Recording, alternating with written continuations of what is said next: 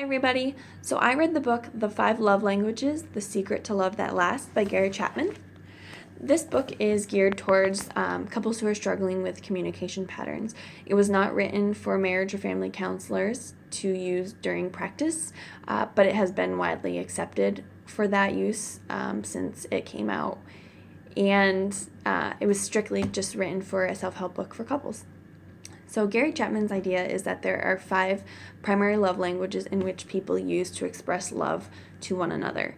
It's very important for us to understand what our own love language is, as well as what our partner's love language is, so that there's effective communication between the pair and so that each person feels adequately loved. Not every person is the same, and not everybody feels loved in the same way. So he addresses 5 different love languages. So first he addresses what happens to love after the wedding. Typically, people get married in a really, really heightened state of euphoria where they're extremely in love. But after that point, reality starts to set in and there tends to be a falling out pattern. So he first talks about how this falling out pattern is due to communication patterns. He states that every person has a primary language, just in general. Our primary language is the language that we speak when we are born. It's the language we are raised in. It's our native tongue. It's very easy for us to communicate in this way.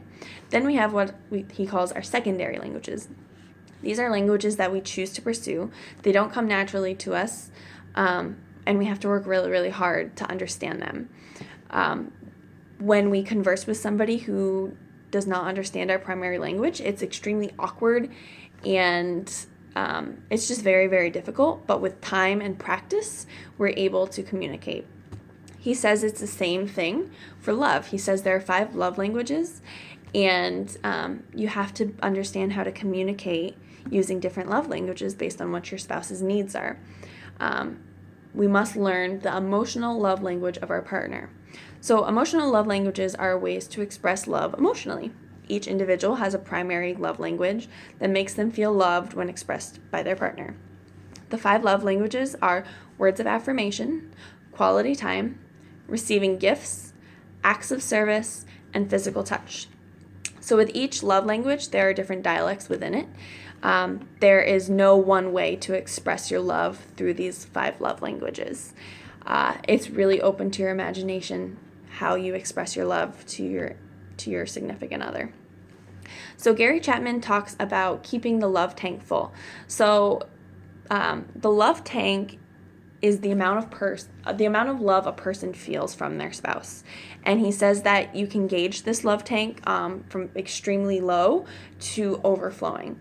And of course, we all want to be in the overflowing side, but the only way to have an overflowing love tank is for our love language to be met by our spouse.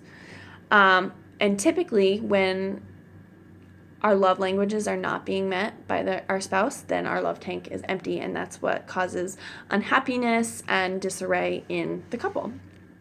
So Chapman first talks about the falling in love experience.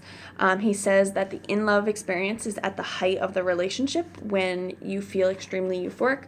You have like a slight obsession with your partner. This usually happens for about 2 years. So the first 2 years of a relationship is usually this in love experience. And this is the time when couples typically get married. They're at the height of their love.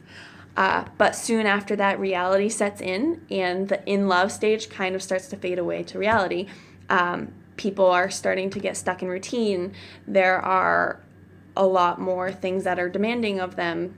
Their attention's getting pulled in different places, so their love is beginning to fade. So Chapman wants to resurrect love in these couples who have started to feel unhappy and unsafe and unloved together. And he wants to create what is called real love. This is a better kind of love than this euphoric peak love. It's real love. It's emotional in nature, but it's not obsessional like in the beginning of a relationship. It's love that grows out of choice and reason, and it's not instinctual. This love requires a lot of effort, a lot of discipline, and a lot of self-growth. You really have to be willing to put yourself out there and work really hard for this relationship and this love. But this love is so rewarding because it's safe and it's secure, and it pushes each individual to reach the highest potential that they can reach. Because loving somebody and being loved by somebody completely pushes people to want to be better. So he strives for real love, and he wants to help couples find real love. And he says the way that you do this is by understanding the love language of your partner. So how this works is each partner has a primary love language, and couples need to understand what their partner's primary love language is. So they have to make the conscious decision to start expressing love through their spouse's love language. But this needs to be genuine, and they cannot use this to manipulate their spouse by withholding the love that is needed. When couples express love through the wrong language, that's what typically leads to unhappiness, because people feel unloved. Most couples don't share the same love language, which can make things really difficult, because typically when we're trying to express love, we express love in the way that we would like to receive love, which doesn't help if you're expressing a love language to your partner that they don't value, they don't feel loved that way. So a lot of the time, there's no communication about what kind of love is needed. But when your partner expresses love using the proper language, your love tank is full, you're extremely happy, and you're in a really great place, and you're on your way to real love. So there are 5 love languages that I'm going to go over. The first is words of affirmation. This is just spoken praise and appreciation, compliments, encouraging words, humble and kind words. This is just a genuine compliment of who your spouse is, what they do for you, and encouraging words to help them overcome any of their insecurities. It's just praise and compliments and appreciation for who they are. The second love language is quality time. This is specific, dedicated time that you have given to your spouse. It can't be divided. It has to be extremely focused. Sitting on the couch watching TV with your spouse is not considered quality time. Your focus is on the TV. It's not on your spouse. This time is specifically for your spouse, and it's where you have quality conversation where the two of you are sharing experiences and feelings and emotions with one another, and it's just uninterrupted time where the two of you can really connect and understand one another. The third love language is receiving gifts. This is not materialistic in any way, shape, or form. These people enjoy getting gifts, but they really personally love the thought behind the gift. So gifts can be bought, made, or found. And what makes the person happy who is receiving the gift is the thought that went behind the gift. The gift is a symbol of thought and love and emotion for that person. The fourth love language is acts of service. That love language it kind of gets a lot of gripe because you're doing things your spouse would like you to do. And a lot of times those things are chores. It's doing chores for your spouse, taking care of them, making sure they feel comforted and safe. And, a lot of times it's doing not so fun stuff, but it fills your spouse's love tank because they feel taken care of. But this love language has to be performed with a positive spirit. You can't be performing it out of the sake of duty. I have to do this. You have to be willing and accepting to do it because you want to fill your spouse's love tank, not because you feel like you have to do it. And then the last love language is physical touch.